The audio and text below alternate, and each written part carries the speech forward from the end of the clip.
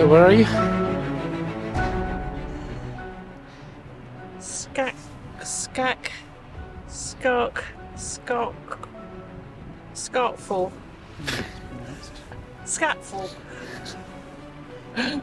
Skogafoss. Sounds like you've had a stroke. Sounds like you've had a stroke.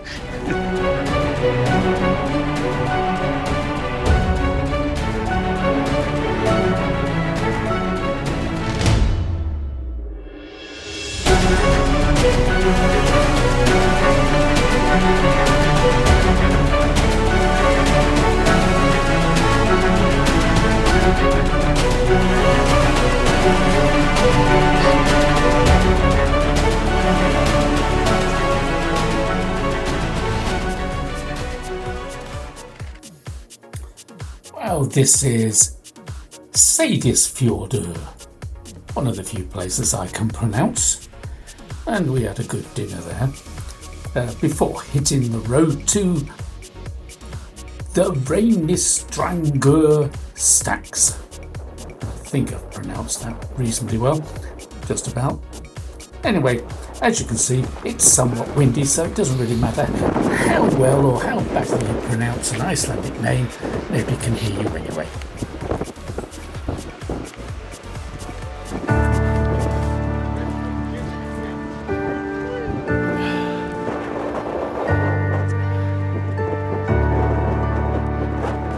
You can only see the camera.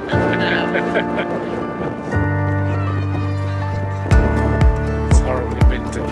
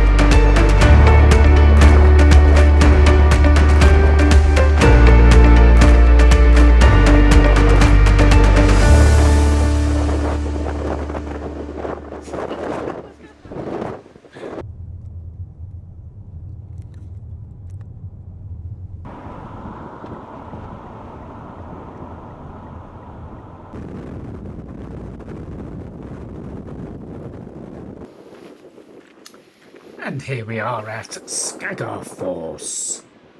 Or is that Skogafoss? One or the other. Anyway, here everyone was trying to catch a photo of a rainbow. And it's interesting that one of the UK's earliest tourist guides, Murray's, in 1836 had a chapter on how to avoid other tourists.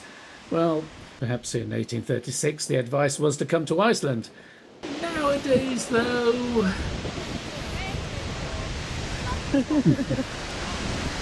Hello, Mr. Cameraman. Where are we? Skogafoss. Skogafoss. And isn't it just stunningly beautiful? We've got a double rainbow. We've both got showered, which is very good for what? It's very good for our cameras. What's all the dust that we just got covered in?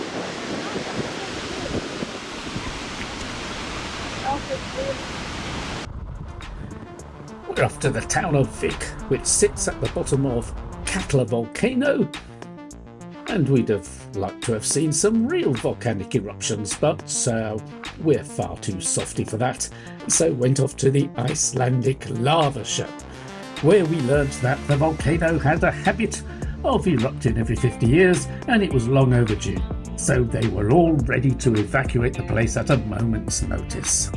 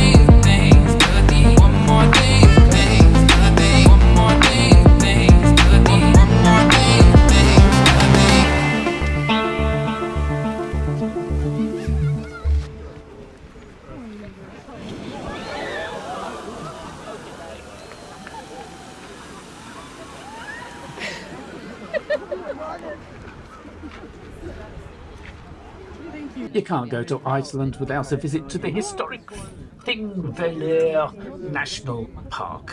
This is where the European plates meet the American plates, and that causes a lot of the volcanic activity. But it's most importantly the place where the Vikings used to gather in the 10th up to the 18th century for their thing.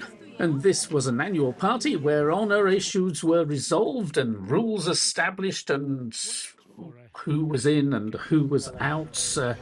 Plus you also married off your daughters to the richest or fiercest, often both, that you could find. Well, that's the spot where the lawgiver or law speaker would stand and recite the laws. Very loudly, I should imagine. They did actually sack one lawgiver because they couldn't hear him. It was a rough sort of democracy where everyone was equal, though woe betide you if you voted the wrong way. Even so, it was the most fitting place to declare the independent Republic of Iceland in 1944. From 1262 onwards, the place had been ruled by Norway and then Denmark, who sort of impoverished the country. And the Second World War broke their power and their place found a friend in the US. So, of course, you could become an independent republic then.